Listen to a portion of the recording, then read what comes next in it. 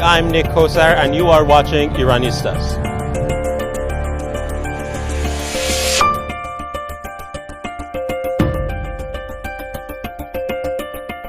Today is Earth Day, so let's focus on something related to Iran and its natural resources. Of course, the disastrous situation of Iran's natural resources. Many of you know the Huffington Post as a liberal publication, but reading about Iran's water crisis is something else. Recently, Huffington Post published an article written by Crown Prince Reza Pahlavi on Iran's recent water crisis and the problems that it will create in the future. Well, I've been monitoring many reports that throughout the last few years has specifically addressed water shortage issues in Iran and the region. However, I think we are beyond the point of just observing. Something needs to be done fast and quickly. One of the biggest problems that in the 20th century we'll be faced with are the consequences of water shortages, meaning displacement of further refugees that will have to go and migrate to other places because there simply won't be enough water where they live. And the case in Iran is particularly acute. Water management in Iran was dealt in such a poor manner, not because it was simply incompetence, but because this regime doesn't even care. And as a result, the neglect that we've witnessed over the past 3 or 4 decades has led us to a situation where today we have a multitude and a complexity of problems that our country is facing. And in specific regions, example, Khuzestan, we've had all sorts of problems. The drying of marshlands, dust storms, the river Karun is in some areas pretty much arid. A number of problems, and this requires specific, long-term, expensive, unfortunately, solutions, and it cannot be a quick fix.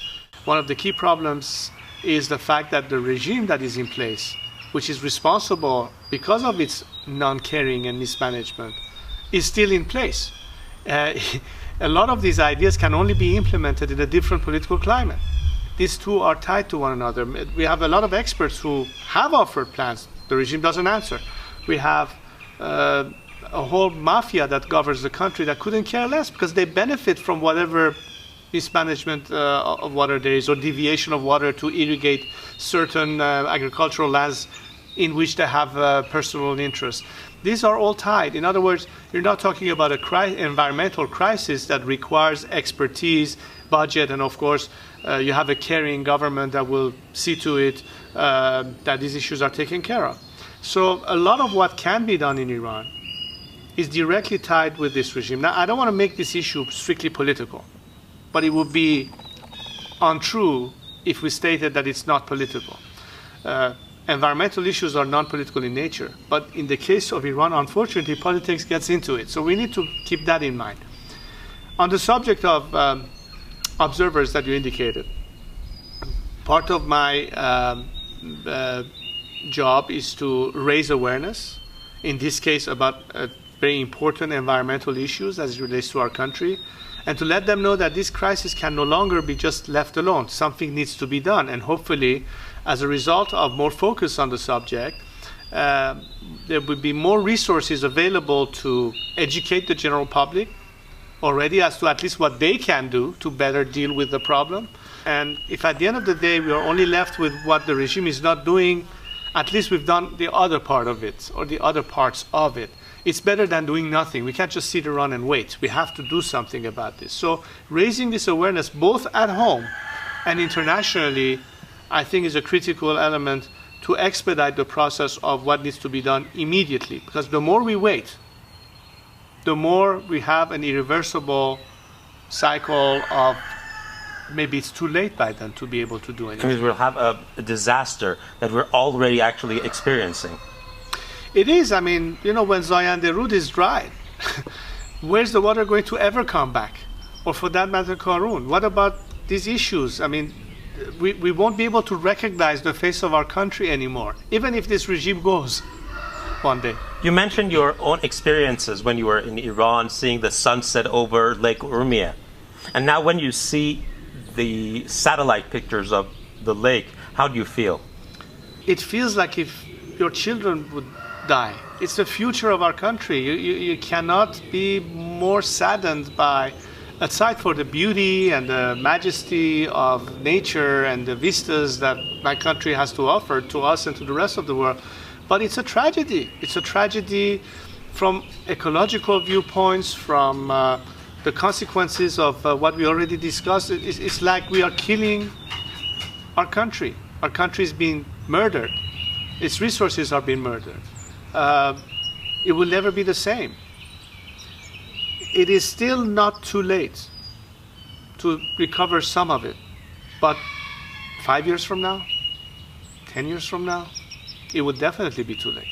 So if we have any dreams of saving our planet and saving our country, the time to act is now. And that's my whole point, that we cannot depend on this government and this regime currently in place in Iran to do anything. At least the rest of us ought to rally forces and start asking and demanding at least the world to come to assistance, and whatever we can do within our own structures within Iran, whether they're specialists or civil society or people themselves. And our countrymen are aware of this. They do take this seriously, and we need to give them every tool and means possible to at least address it short term, and hopefully once we resolve the political problem in our country, then have really caring and dedicated specialists who will see to it that the issue of Iran's environment and water issues will be at the top of the agenda, not at the bottom of the agenda, if there is any room for it under the current situation. How do you feel Iran has dealt with Lake Urmia? You know, one of the aspects that is really, you don't know whether you can cry about it or laugh at it or be enraged by it, is the fact that it was one of the very rare salt lakes that actually harbored different species. I recall Lake Urmia to be a strategic watering hole for migrating birds that will go all the way from Siberia to the Rift Valley in Africa. Some kind of flamingos used to live there. There were some indigenous gazelles that I believe lived on a little island in the middle of it. It was not like the Dead Sea between Jordan and Israel, where there's really nothing that can live with there because the salinity is so high, but it was close to it, but you still had some couple of type of algae and I think a type of shrimp that lived in there. Anyway, the point is that it was rich for the country, for the weather, for the climate, for the ecosystem. The Gotvan Dam that you mentioned, building a dam on the salt formation, and now they've created the biggest man-made salt lake. Exactly. I mean, if that was the goal, to create another salt lake when you already have one, you have to ask the question, who's benefiting, who's profiting in this?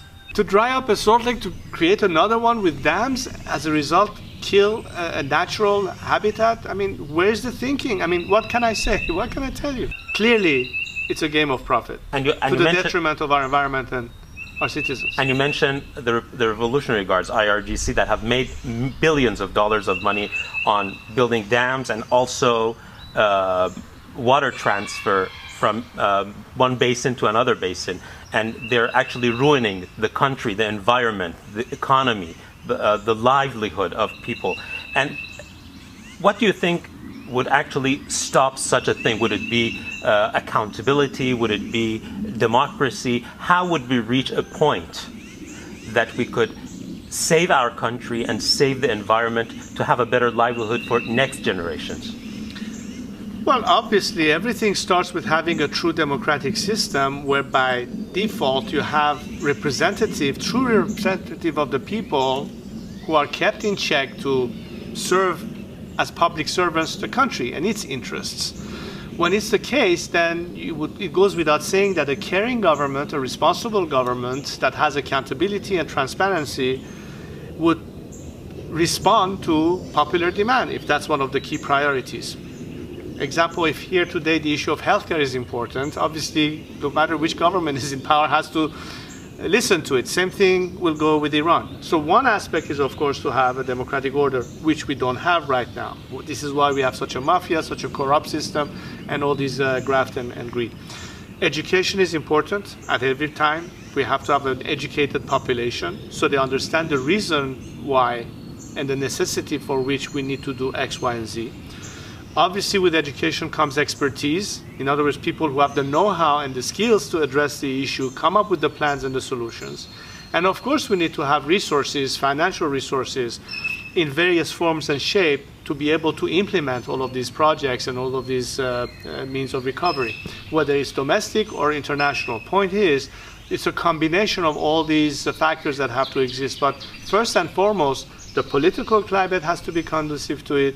And of course, we have to have the ideas and the plans in mind, which is a combination of, as I said, the expertise and of course, educating the general public, both at home and abroad, about the emergency crisis that we are facing and how terrible it will be, not just for us as the people of that country, but the region and beyond. Are there going to be other follow-ups? Well, my intention was to do my part in raising serious awareness to this crisis. I'm not an expert, but I would be talking to as many experts as I can. And if indeed we get to a stage where we can offer implementable solutions and there are better ideas beyond just identifying the problem, but have some solutions to it, if I come across it, and I think that it will be important for me to address those points, I'll be happy to continue and give more information to our compatriots as well as the international community. Thank you very much. Thank you.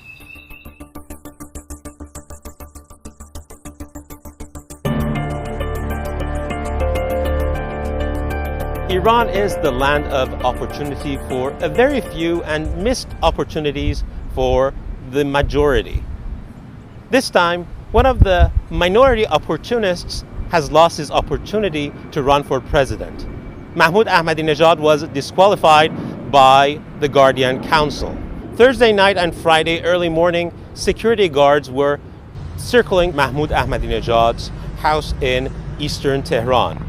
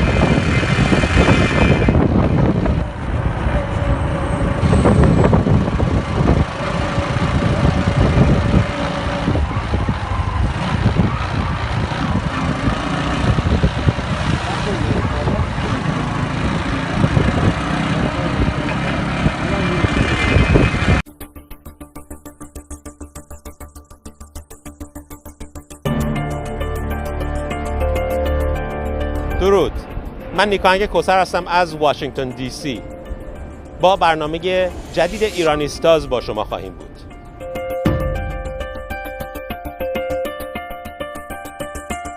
وقتی به روز زمین میرسیم و به یاد ایران زمین میافتیم، متوجه میشیم که بسیاری از مسائل مرتبط با منابع طبیعی کشورمون از یادمون رفته.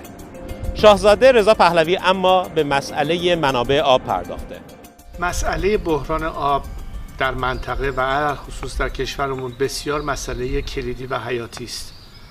نیازمند یک توجه آنی، چه از دید خودی چه از دید بین‌المللی هستش، چون فکر میکنم یکی از اتفاقات وخیمی که ممکنه به زودی در منطقه ما رخ بده ترک اجباری مناطقی است در کشور خودمون که به خاطر بیابی اصلا قادر نخواهند بود افراد در اونجا باقی بمونن. مسئله فقط این نیست که این بحران رو بایستی از حال پیش بینی کرد و براش فکر اساسی کرد. کلا مدیریت آب در ایران بسیار وخیم بوده و بی‌توجهی یا سهل‌انگاری یا اصلا در نظر نگرفتن عواقب درازمدت هر کاری که به صورت عجولانه یا به صورت راهکارهای خیلی کوتاه مدت بیشتر هم به مصرف یا کشاورزی یا چیزهای دیگر باعث شده که اصولا مشکل آب در مملکت ما همطور که میدونیم به این حدی که الان شده رسیده.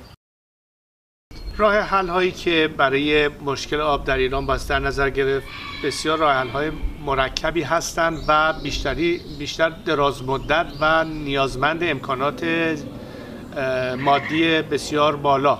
بنابراین مسئله فقط اینجا ذکر مصیبت نیست. البته که باید دنبال راه حل بود. من البته متخصص این امر نیستم، ولی میدانم که بسیار هستن متخصص چه خودی چه بین‌المللی که راجع به مسئله فکر کردن، نه فقط راجع به ایران بلکه کل منطقه خاورمیانه. ولی بسیاری از این راهکارها در ایران قابل اجرا هست، به شرطی البته که واقعا بشه سازماندهی درست پشت سر این کار باشه و کار به دست متخصصین سپرده بشه و این بازار نمیدونم مافیایی سپاه و غیر و ذالک و به طور کلی وضعیتی که نظام داشته که بیشتر به خاطر یا منافع شخصی یا یک اهداف دیگری به این وضع مملکت رسوندن، مسلماً از این مسیر خارج بشیم.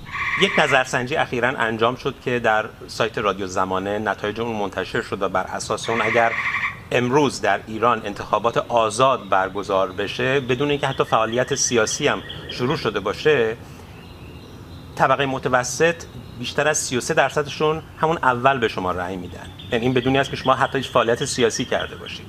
پس به این نتیجه میتونیم برسیم که شما میان طبقه متوسط هم شناخته شده هستید و هم بخشی از طبقه متوسط به شما گرایش داره بر اساس این نظرسنجی. طبیعتاً حرف شما میان بخش‌های مختلف جامعه ایران شنیده میشه، حتی اگر با شما هم نظر نباشند. طبیعتاً برای تاثیرگذاری روی گروه‌های مختلف اجتماعی شما الان دارید روی بحث آب بیشتر از بقیه نیروهای سیاسی کار میکنید. برای اینکه جامعه ایران بیشتر آشنا بشه با این مسئله، آیا باز هم ادامه میدید به همین کار؟ به نظر من یک اولویت مهمی است برای کشورمون و به هر حال شما بس بدونید من دغدغه قدرت ندارم در ایران. من اگه کاری کردم تا به حال تو این 38 سال صرفاً از یک دید مسئولیت میهن پرستانه و وطن دوستانه من بوده، برای اینکه فکر کنم ایران و مردم ایران سزاوار یک حکومت بسیار بهتر از آن چیزی که الان دارند هستند. حیف از اون مملکت با این همه تمدن، با این همه گذشته، با این همه تاریخ که به این روز افتاده باشن. شما توی مقالتون گفته یه وزیر اسبق کشاورزی ایران رو اشاره میکنید که معتقد 70% مردم ایران مجبور خواهند شد کوچ بکنن. این که دیگه وحشتناکه. یعنی اصلا چه ایرانی باقی میمونه که سرش بخواد دعوا بکنن. از این لحاظ میگم که انگیزه من صرفاً روی دلسوزی است برای آنچه که برای نسل‌های آینده کشورمون باقی بمونه. طبیعت و محیط زیست کشورمون به همون اندازه مهمه که آب و نون مردم مهمه، اشتغال مهمه، بهداشت مهمه، آزادی و خلاقیت مهمه. به همون اندازه مهمه، حتی اگه نگم بیشتر. شاید از این لحاظی بیشتر.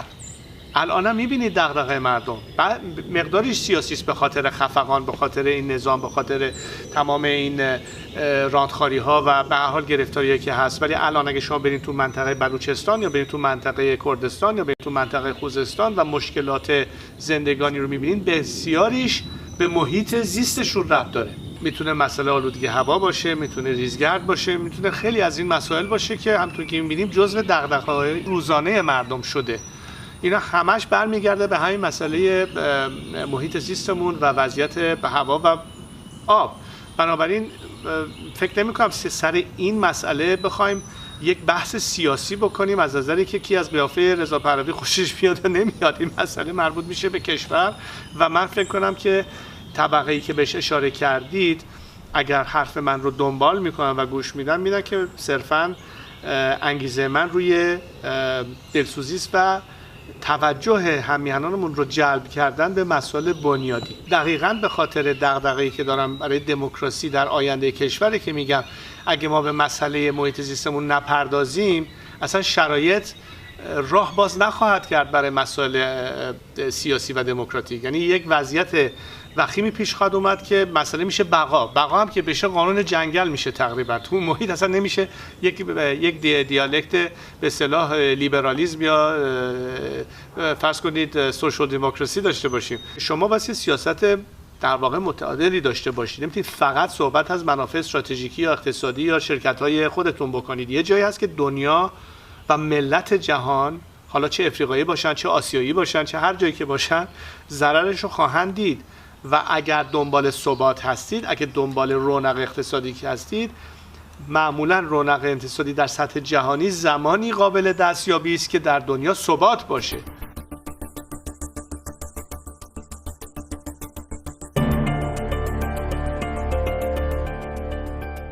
منصور اوسانلو یکی از شناخته شده ترین رهبران کارگری ایران محسوب میشه.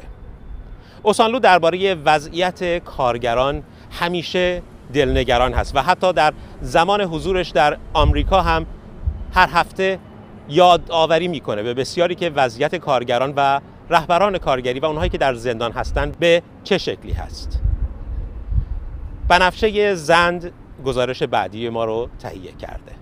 اینکه چرا ما هر هفته اینجا در جلوی سازمان ملل برای طرح درخواست آزادی زندانیان سیاسی ایران از موضع طبقه کارگر ایران میاییم و این فریاد رو نعره میزنیم، دلیلش این است که اکثر این زندانیان از طبقه کارگر ایران هستند و از مزدبگیران، هم از زن و مرد مثل زینب جلالیان گرامی و یا مثل ارژنگ داوودی معلم فرهیخته‌ای که به خاطر آموزش رایگان و حق بهره برداری از امکانات آموزشی برای فرزندان ایران زمین در زندان هستند.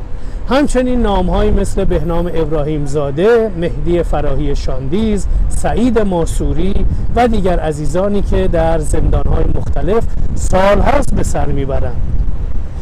همچنین در رابطه با موضوعی که همکنون به دلیل اینکه نزدیک به اول ماه می روز جهانی کارگر هستیم که همیشه در ایران این روز یک روز سرشار از اعتراض و درگیری بین مزدبگیران و طرح مطالبات اونها بوده که از روز اولی که نظام ولایت فقیه شکل گرفت حقوق اونها رو از بین برد، اونها رو سرکوب کرد و باعث شد که این طبقه کارگری که نقش اصلی رو برای دگرگونی، دموکراسی خواهی و برقراری یک نظام دموکراتیک تر در ایران تلاش کرده بود به کلی نادیده بگیرن و دستاوردهای 120 ساله طبقه کارگر ایران عملاً برباد رفت.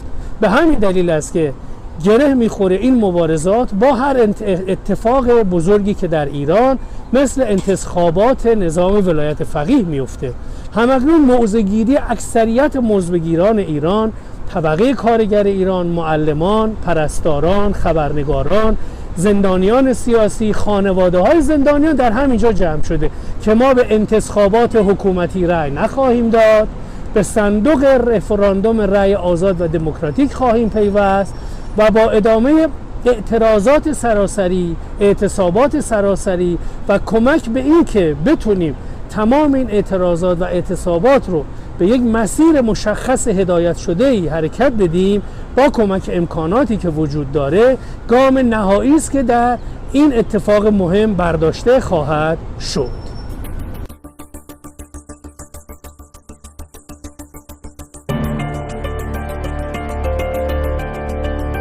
محمود احمدی نژاد، کسی که 2 دوره رئیس جمهوری ایران بوده، رد صلاحیت شد. هاشمی رفسنجانی هم 4 سال پیش رد صلاحیت شد. به خاطر نگرانی‌های امنیتی از به هم خوردن نظم در منطقه نارمک، نیروهای امنیتی از ساعت‌های آخر شب پنجشنبه تا ساعت‌های اول صبح جمعه در اطراف خانه احمدی نژاد جمع شده بودند. فیلم‌هایی که می‌بینید رو شهروند خبرنگاران تهیه کردند.